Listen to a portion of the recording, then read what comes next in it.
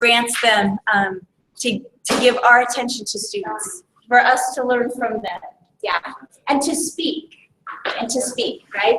So this is important, you guys, and I want you to honor each other's hard work, okay, with care and attention. So if you have anything that might be distracting to you during the presentation, put it aside, okay? And that applies to the adults in the community as well as the young people, okay?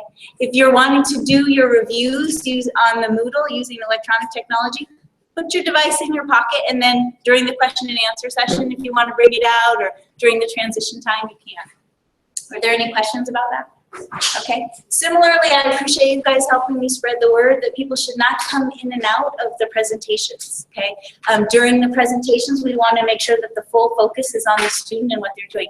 And we'll be doing these presentations for 2 weeks, right? On and off. So if we can make that the culture, what people expect, if that's the behavioral expectation, then it will work great for everybody. Okay. Any questions about that? Okay, I feel like starting this presentation, I should really give a shout out to all the support staff who help make SEE possible, the librarians, the staff in the OLC, the parents, the administrators, the film crews, okay? It's really wonderful that we can bring so many resources together for learning. And I especially want to appreciate the students and the way you support each other in this process. It means a lot. So I've been waiting for this presentation, for this paper for a long, long time, okay? It gives me great pleasure to introduce Stephanie Portman.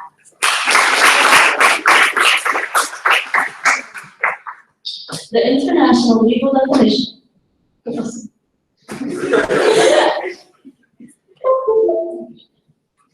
The international legal definition of a stateless person is set out in Article 1 of the 1954 Convention relating to the status of stateless persons, which defines a stateless person as a person who is not considered as a national by any state under the operation of its law.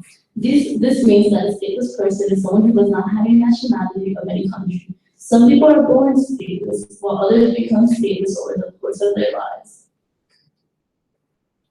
Hi, I'm Stephanie Portman, and today I will be talking about stateless people and restoring status to Dominican citizens of Haitian descent.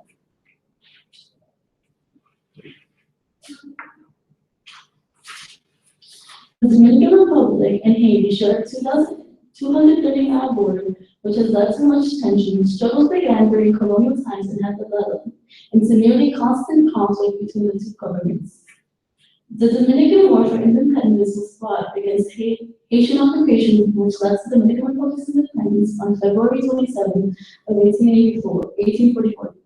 After winning the war, Dominican nationals had to fight against the Haitian emperor Faustin Saluque, who tried to invade the DR numerous times from 1844 to 1856. After a couple of years of peace, in 1937, claiming Haiti was harboring his former Dominican opponents, Dominican dictator Rafael Trujillo ordered an attack on the border, slaughtering between 20,000 and 30,000 Haitians. Flash forward to a date a little closer to home. In June of 2013, the Dominican government decided to remove citizenship to people of Haitian descent, born from 1929 to 2010.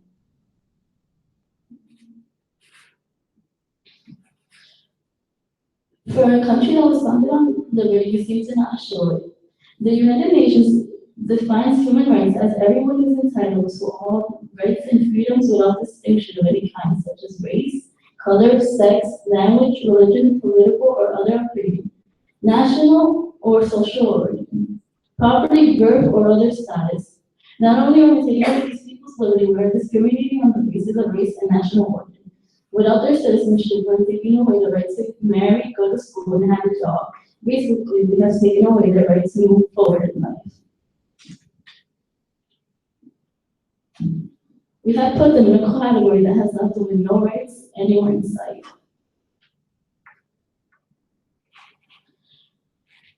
My second problem is the no border security. There is little evidence of an effective border policy in Delaware. It's a small white crossing about the halfway point of the 230-mile common border. The Haitian Migration Office here is closed, and the only visible government officials are all on the Dominican side. The international line itself is an unhooked chain resting on the ground. The people who were left stateless by the Dominican government most come from undocumented patients, which makes me realize that the border didn't just become easy to cross, it's been like this for decades. The little border security there is in Haiti and the Dominican Republic is one of the reasons we have these stateless people. This crisis could have been avoided if better security had been put in place.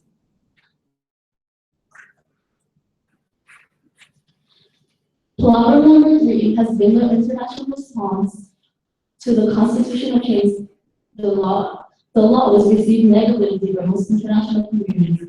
The international communities responded by hosting a boycott on all Dominican businesses, including the Dominican tourism, which is the country's leading income, as being the most visited country in the community with 5 million visitors a year.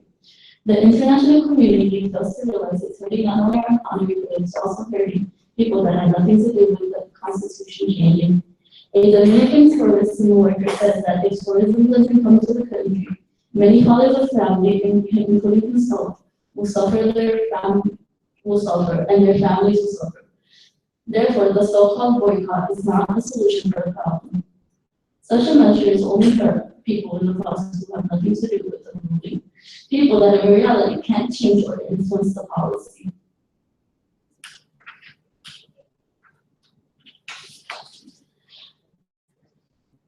One of my proposed solutions is more security on the border. We need to improve security because if we don't, a couple of years down the road, this whole problem can be repeated. Then we will have a new group of stateless people. If Haitians continue to cross the border without papers and then having their children the way to secure the border, I feel we should have immigration points all over the border and turnstiles that can only be crossed when proper identification is proved and shown.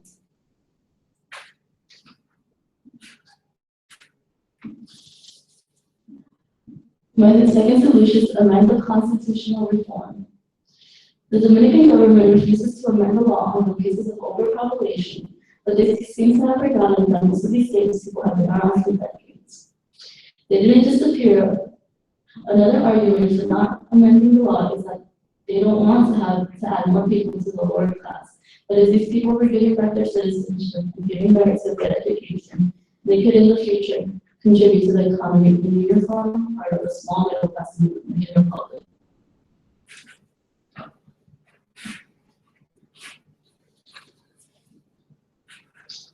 I feel solution number 3, French aid. I feel the country needs French aid because when the earthquake hit Haiti 6 years ago, they were donating billions of dollars. But when you step foot in Haiti, you barely notice that they've been donated all that money. I feel that France should be the country to help them because without France, Haiti would have never become a country. They also have history and language involved in common because Haiti's Creole was a form of French. I feel that France and Haiti can help each other out right now. France is in an economic issue where they have a surplus of food. In Haiti, it seems to be the opposite. So help France and Haiti, so the French could give the extra food they have to Haiti. And it would not only help Haiti, but it would also help bring the French economy back to its normal rate.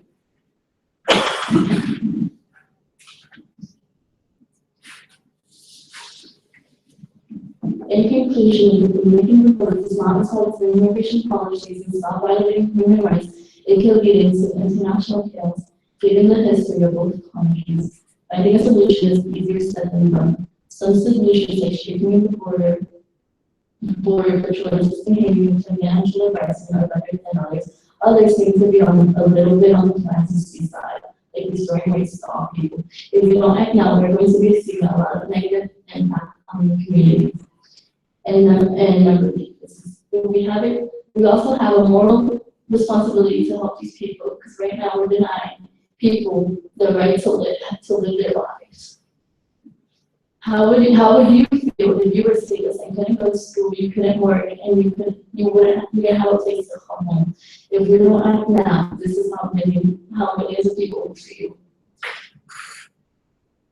if this was you, wouldn't you want someone to help you? Yeah.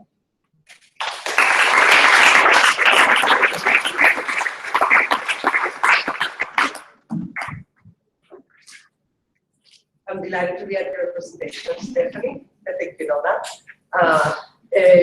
My question is, I was wondering if through your research, you found information about how the governments of Haiti and the Dominican Republic might be or not be collaborating to solve this issue. They're not collaborating. I found that the Haitian government, they like refused to take the stateless people. Like they wouldn't take them unless they were like actual Haitians. They took like they only take like the people that were here illegally that were important.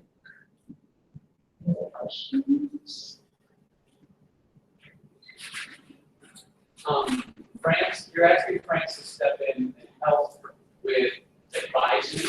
Yeah. Yeah. In terms of finance and economic. Explain, that's a nice step for an LPP, but how does a more stable Asian economy solve an issue with population in the DR? Can you fill in the in-between steps? Yeah, sure. I think that if France helps Haiti better their economy, people will feel less pressure to cross the border because they think things are better here. If things were better in Haiti, people wouldn't feel the need to come to this side, basically. What are the specific reasons that you discovered in your research about why people are leaving? You said if things were better, so what are the specific issues that need to be addressed there? In Haiti, like after the earthquake, like a lot of like buildings were like destroyed and like Haiti hasn't fixed them. So a lot of people were like living in huts and like people like the schools there are worse than the ones here. So they thought maybe, oh, if I cross over here, things will be better. So there's issues with infrastructure Yeah. and issues with education. Yeah. And jobs availability. Okay, John. You mentioned following the earthquake, there's millions and billions of dollars that were sent to Haiti in relief. Is there any follow-up on what happened to the relief money that went missing? They use like some of it to build little huts, but like I don't think like little huts were like worth billions of dollars. So I don't know what happened to it. Was the aid that they received enough for the need that they had? I mean, in some ways, like, no, but like, with the amount of money they were donated, Haiti shouldn't look the way it does today.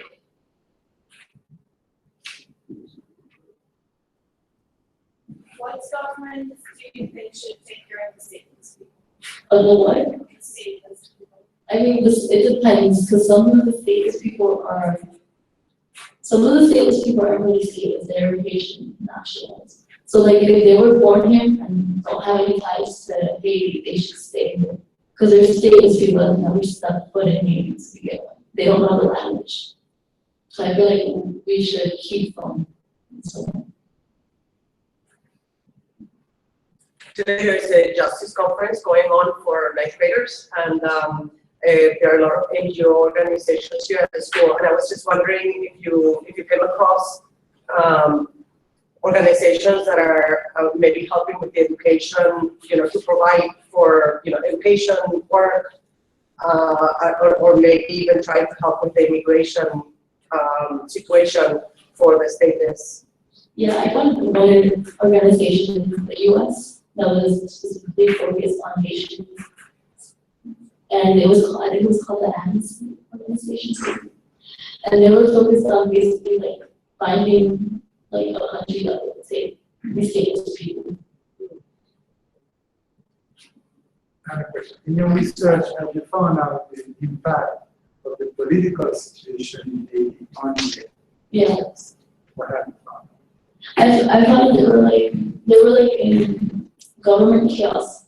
They even had to switch presidents like recently. But I didn't find anything else that had to do with 2013. I looked specifically into the year the law was changed. The Dominican Republic and Haiti Haitian island is pretty novel, but having stateless people in other countries is not such a novel thing. In your research, have you seen what other countries have done to help with the same thing? No, I didn't look into that. Do you think that the same things you're recommending for this island, the two island nations, could apply in other geographical places? I mean, it depends on like which countries, because I wouldn't suggest like, oh, economic like imbalance to a country that's like Denmark or something. Like I wouldn't suggest that. Like it depends on the country and their economic problems and stuff.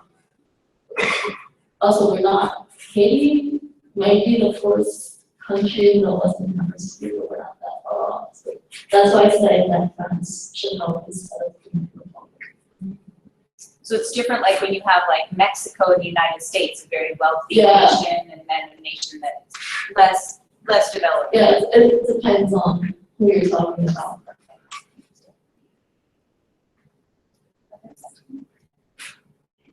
One more question. How did you get to establish the connection between France and Haiti,